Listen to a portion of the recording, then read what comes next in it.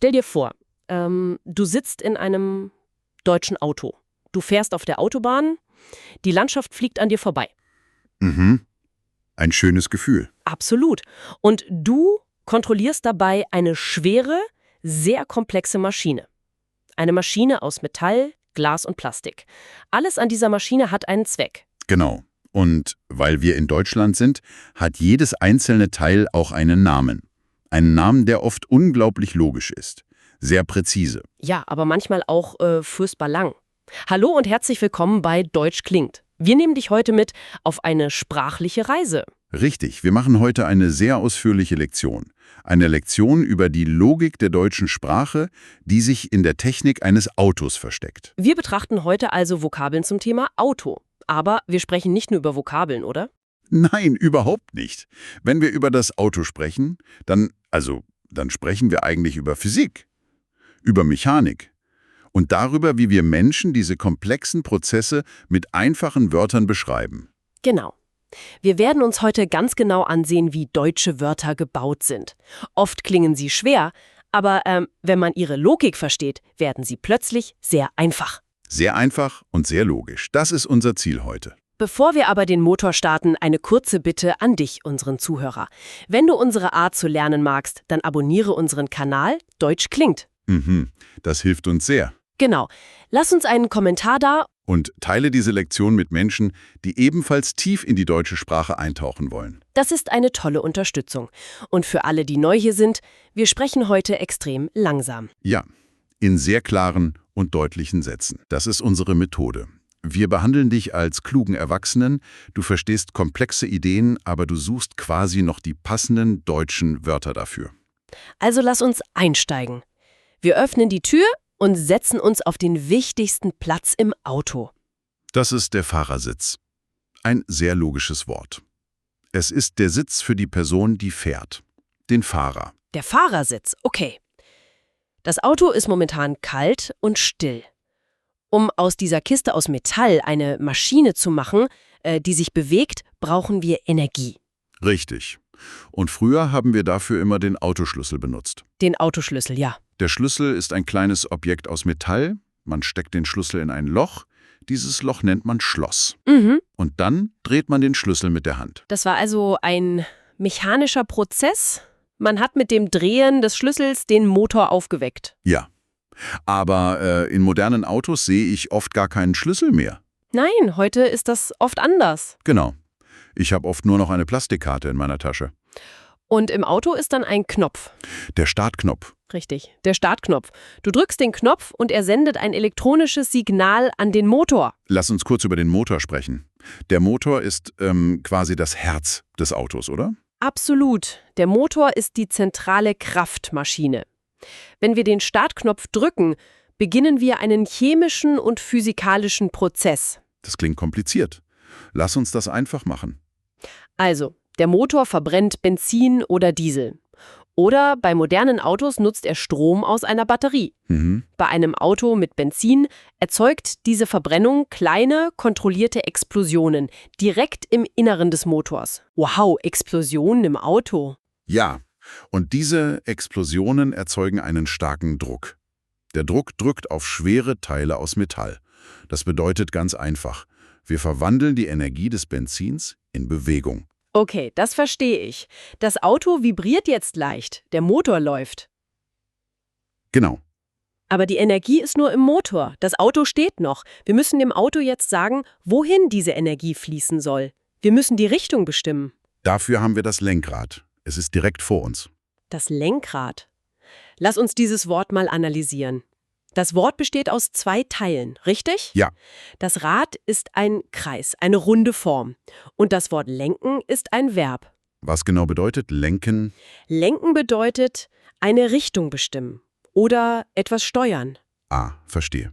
Das Lenkrad ist also ein runder Ring, den man mit den Händen festhält. Wenn du das Lenkrad nach links drehst, dann drehen sich die Räder unten auf der Straße ebenfalls nach links. Das ist wie die Zügel bei einem Pferd. Das Lenkrad sagt dem Auto, wo es hingehen soll. Eine sehr schöne Analogie, ja. Aber in der Mitte von diesem Lenkrad ist noch etwas. Eine Fläche. Wenn man da fest darauf drückt, entsteht ein sehr lautes, aggressives Geräusch. Oh ja, das ist die Hupe. Die Hupe. Ein lustiges Wort. Ja, die Hupe ist ein akustisches Signal, ein Geräusch, um andere Menschen auf der Straße vor einer direkten Gefahr zu warnen. Aber wir wollen ja nicht hupen, wir wollen fahren. Genau. Dafür schauen wir auf den Boden des Autos. Dort, wo unsere Füße sind. Dort haben wir Pedale. Ein Pedal ist ein Hebel, den man mit dem Fuß drückt. Wir haben 2 extrem wichtige Pedale für die Bewegung. Okay, was ist das rechte Pedal? Das rechte Pedal ist das Gaspedal. Das Wort ist wieder sehr logisch aufgebaut. Gas ist eine Form von Energie. Wenn du das Gaspedal nach unten drückst, dann öffnest du ein Ventil. Der Motor bekommt mehr Benzin und mehr Luft. Und? Die Explosionen im Motor werden stärker und schneller. Die Energie steigt, das Auto fährt schneller. Okay, das Gaspedal ist also das Lauflos für unser Pferd. Ich kontrolliere mit meinem rechten Fuß den Prozess im Motor. Richtig. Und was ist, wenn ich zu viel Energie habe? Wenn ich vor einer roten Ampel stehe? Dann brauchst du das andere Pedal, das Bremspedal. Oft sagen wir im Alltag einfach nur die Bremse. Die Bremse, wie funktioniert die? Die Bremse ist ein physikalischer Widerstand. Wenn du auf das Bremspedal drückst, drückst du eine spezielle Flüssigkeit durch Rohre im Auto. Okay, das klingt technisch. Ist aber ganz einfach. Diese Flüssigkeit presst unten an den Rädern harte Platten gegen das Rad. Dadurch entsteht starke Reibung. Reibung, Genau. Diese Reibung verwandelt die Bewegungsenergie in Hitze. Das Auto verliert seine Bewegung und bleibt schließlich stehen. Wir haben also das Gaspedal für Energie und Bewegung. Und die Bremse für Reibung und Stillstand. Exakt. Aber es fehlt noch etwas. Wenn ich auf einer geraden Straße fahre, ist das anders, als wenn ich einen sehr steilen Berg nach oben fahre. Oh ja, das stimmt. Ich muss dem Motor helfen, seine Kraft richtig zu nutzen.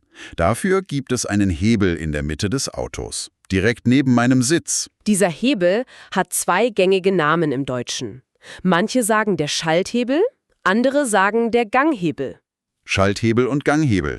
Hast du einen Tipp, wie man sich das merken kann? Beides meint exakt dieselbe Maschine. Der Hebel ist die Verbindung zum Getriebe. Das Getriebe ist ein System aus vielen Zahnrädern. Schalten bedeutet, von einer Stufe zur nächsten zu wechseln. Das Wort Ganghebel finde ich sehr spannend. Ein Gang ist hier also eine Stufe der Kraft. Ich stelle mir das immer wie beim Fahrradfahren vor. Wie beim Fahrrad. Erklär das mal. Naja, wenn ich mit dem Fahrrad einen steilen Berg hochfahre, dann wähle ich einen leichten Gang. Ich muss mit meinen Beinen sehr schnell treten, aber ich brauche nicht viel Kraft. Das ist der erste Gang beim Auto, oder? Eine hervorragende Analogie. Der Motor dreht sich im ersten Gang sehr schnell, aber das Auto fährt ganz langsam. Dafür hat es viel Kraft, um das schwere Auto zu bewegen. Und wenn ich auf der Autobahn bin? Wenn du schon schnell fährst, schaltest du mit dem Schalthebel in einen höheren Gang. Zum Beispiel in den 5. oder 6. Gang, wie beim Fahrrad. Du trittst langsam, aber jeder Tritt bringt dich sehr weit nach vorne. Der Schalthebel erlaubt mir also, die Balance zwischen Kraft und Geschwindigkeit zu finden. Ganz genau. Wir dürfen aber auch die Handbremse nicht vergessen. Oh, die ist sehr wichtig. Die ist ja kein Pedal, es ist oft ein Hebel. Oder, in modernen Autos, heute auch nur ein elektronischer Knopf. Ja, die Handbremse blockiert die Räder mechanisch, wenn das Auto steht. Sie sorgt dafür, dass unser geparktes Auto nicht plötzlich einen Hügel hinunterrollt. Genau, besonders wenn wir gar nicht mehr im Auto sitzen. Das wäre eine Katastrophe. So, wir haben jetzt die Mechanik besprochen, um das Auto zu bewegen. Aber während wir fahren, müssen wir wissen, was mit dem Auto passiert. Richtig, wir müssen den Status der Maschine kontrollieren. Dafür gibt es eine Fläche unter der großen Fensterscheibe, direkt hinter dem Lenkrad. Wie heißt diese Fläche? Diese Fläche voller Anzeigen und Instrumente nennt man das Armaturenbrett. Das Armaturenbrett. Ein langes Wort. Auf diesem Armaturenbrett gibt es oft 2 sehr dominante Kreise.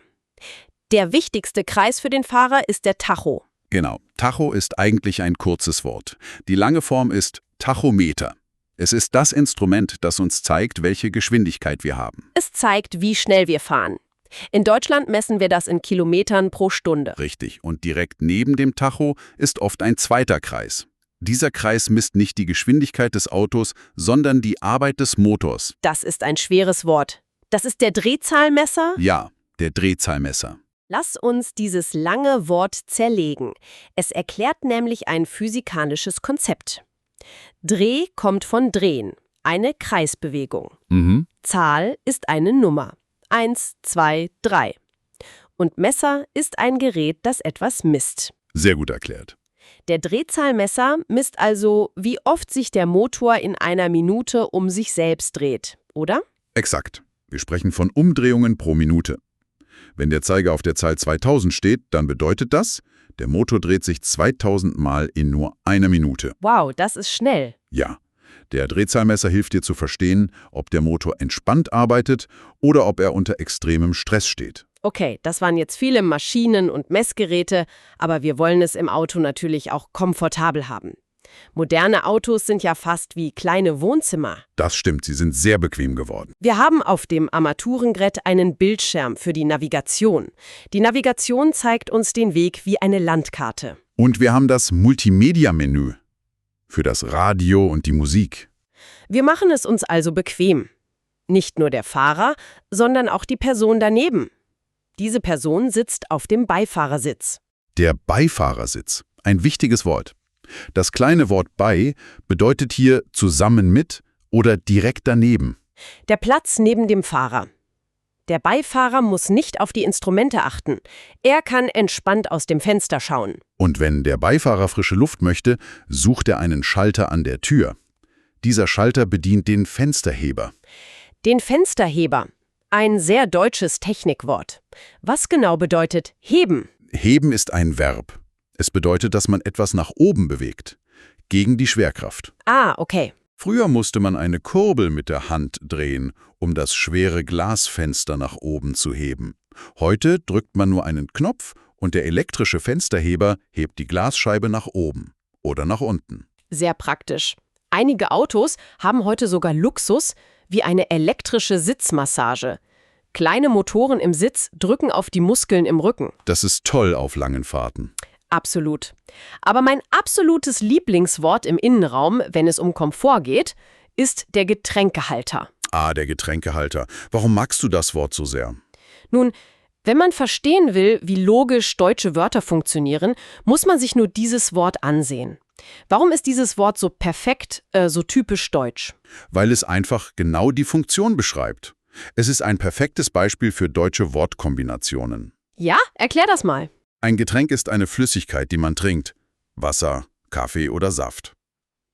Und ein Halter ist ein Objekt, das etwas fixiert, damit es nicht umfällt. Der Getränkehalter ist also schlicht der Platz, der dein Getränk hält. Keine Poesie, nur reine Funktion. Ich liebe diese funktionale Sprache. Das macht es für Lerner so einfach. Ein Halter für Getränke. Punkt. Genau. Aber Komfort ist am Ende nicht das Wichtigste. Sicherheit ist viel wichtiger. Ein Auto ist ein schweres Objekt, es bewegt sich sehr schnell. Ja. Wenn das Auto plötzlich stoppt, weil es, gegen etwas fährt, haben wir ein massives physikalisches Problem. Unsere Körper wollen sich nämlich weiter bewegen. Deshalb brauchen wir Schutz im Innenraum. Das wichtigste Element für unsere Sicherheit ist der Sicherheitsgurt. Oft sagen wir kurz, der Gurt. Der Gurt, genau. Wie funktioniert das Band? Es ist ein sehr starkes Band aus Textil. Man zieht es über die Schulter und über das Becken. Das System dahinter ist genial. Wenn du dich langsam bewegst, gibt der Gurt nach. Aber bei einem Unfall? Wenn das Auto extrem hart bremst, blockiert die Mechanik den Gurt sofort. Er hält deinen Körper fest im Sitz. Er verhindert, dass du durch das Auto fliegst. Sehr, sehr wichtig. Und wenn wir Kinder auf den hinteren Sitzen haben, gibt es noch ein anderes Problem. Ja, Kinder verstehen die Gefahr auf der Straße oft noch nicht. Sie könnten aus Neugier einfach die Tür öffnen, während wir fahren. Das wäre katastrophal. Absolut. Deshalb haben Autos eine Kindersicherung. Die Kindersicherung. Ja. Das ist ein kleiner Schalter in der Tür. Wenn man diesen Schalter aktiviert, kann man die Tür von innen nicht mehr öffnen. Man kann also am Griff ziehen, so viel man will. Genau, die Tür bleibt zu, die Eltern müssen von außen kommen, um die Tür zu öffnen. Das gibt sehr viel Sicherheit. Zur Sicherheit gehört aber auch, dass wir wissen müssen, was draußen passiert. Wir brauchen den Durchblick. Wir schauen nach vorne durch ein riesiges Stück Glas. Dieses Glas nennen wir Windschutzscheibe. Lass mich schauen, ob ich das Wort richtig verstanden habe. Versuch es. Eine Scheibe ist ein flaches Stück Glas. Schutz bedeutet, dass es uns vor einer Gefahr schützt. Und der Wind ist die schnelle Luft draußen.